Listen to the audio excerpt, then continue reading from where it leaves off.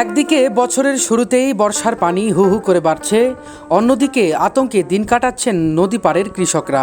তাদের সেই সোনালী স্বপ্ন আজ ধীরে ধীরে ভেঙে যাচ্ছে নদীর স্রোতে।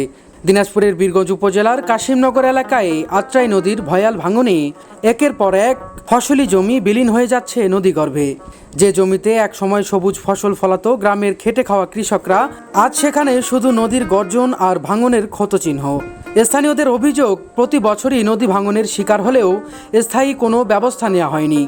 ফলে দিন দিন কমে যাচ্ছে আবাদি জমি, হুমকির মুখে পড়ছে বসতভিটাও। কৃষকদের চোখে এখন শুধু হতাশা আর অনিশ্চয়তার ছাপ। উপকূলীয় অঞ্চলের বাসিন্দারা দ্রুত নদী ভাঙন রোধে কার্যকর পদক্ষেপ গ্রহণের জন্য সংশ্লিষ্ট কর্তৃপক্ষের জরুরি হস্তক্ষেপ কামনা করেছেন। তাদের দাবি, দ্রুত জিওব্যাগ অথবা সিসি ব্লকের ব্যবস্থা না নিলে অচিরেই আরও বিস্তীর্ণ এলাকা নদীগর্ভে হারিয়ে যাবে। প্রতি বছরই মনে হয় ভেঙে ভেঙে মনে হয় এইভাবে যেতেছে মনে হয় মাটি। তাছাড়াও মনে হয় যে এখানে মাটি আছে মনে হয় 15-16 বিঘা মাটি আছে। আমরা কৃষক মনে হয় যে এইভাবে মানে ভেঙে চুরে তামান শেষ হয়ে যেতেছে।